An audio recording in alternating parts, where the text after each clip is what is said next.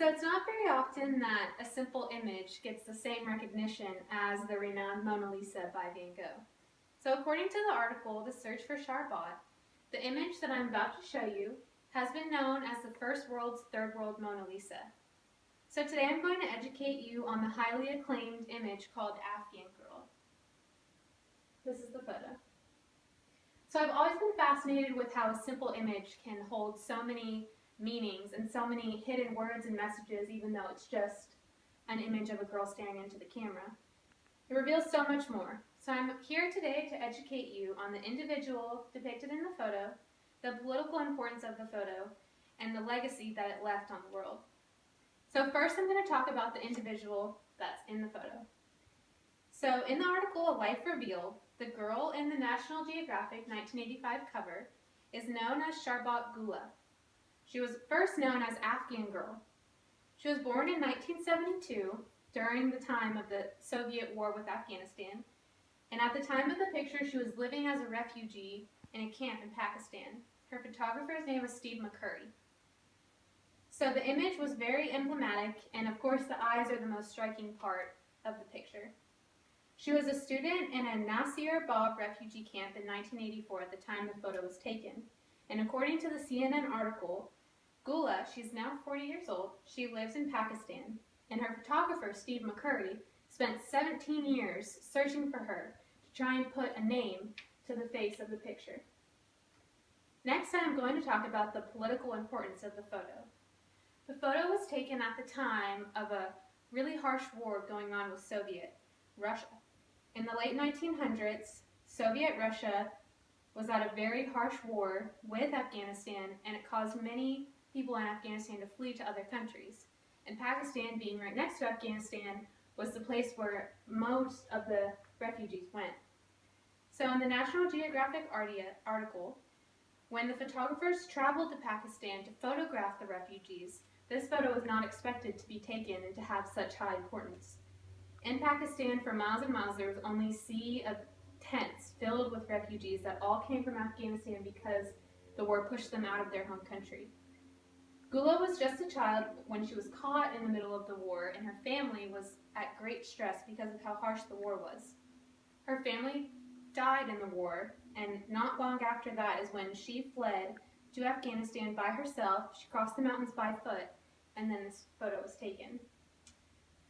The photo brought attention to the Western world, to America, and also brought attention to their political and governmental issues, which also kind of helped the image gain its political importance.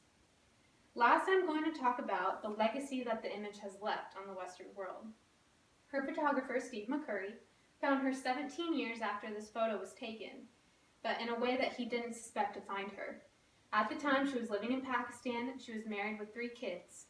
The women in Pakistan had very strict morals, and they weren't allowed to talk to anyone, especially not men that aren't their husband. So he had quite a difficult time finding her and communicating her and pairing her with this photo because he didn't know her name. The eyes left the greatest impact on people, as you can see, because the image was taken with just a normal Nikon camera that the photographer had. Not anything special, no editing. So the eyes are a very striking part of the image. And according to the National Geographic article, not long after the cover of the magazine was published, people wrote into National Geographic asking about the woman, where she is, if they can adopt her, if they can marry her. They wanted to know everything about her, which is why he then spent 17 years searching for her. Lastly, the last legacy that the image has left was that how has it been compared to other great art pieces and great events in the world. So I said earlier that the image has been compared to the Mona Lisa because of the portrait style and the way that she's staring into the camera as the Mona Lisa was also painted by Van Gogh. They have similar meanings, and they stand for some of the same things, like the harsh times that were going on at the time of this photograph. There's also been a significant comparison with this photo to the fatal shooting of President Kennedy by Lee Harvey Oswald, which has also brought great importance back to the political drama going on in the Afghan country. So I hope that I've taught you a lot about Charbot Gula and her life, and that's been very interesting for you. So you now know about the young girl that appeared on the National Geographic cover in 1985 and how they found her 17 years later. And I hope I was able to educate you on the girl in the image, the political importance, and the lasting legacy that the image has and that it still has because of the striking picture that it is.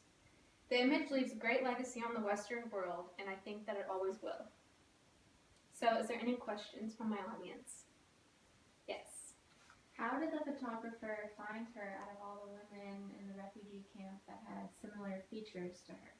So the photographer, Steve McCurry, actually had quite a difficult time finding her because all the women in Pakistan, they have to be covered because of their morals and their religion. So there were obviously a bunch of women that had green eyes, which was the only thing that you can see with what they're supposed to wear. So one of the tests that National Geographic actually did was an iris recognition test. So when the women found out how important this image was to our country and the Western world in general, they all wanted to be her. So they all wanted to pass as her, which they tried, but they had specific iris recognition tests that they did, which really helped narrow down the pool of participants trying to claim that they were her. Next question. Did National Geographic do anything else after they found her in the time since the photo was taken till now? Yes, so after the photo was taken, National Geographic saw how harsh their lives are.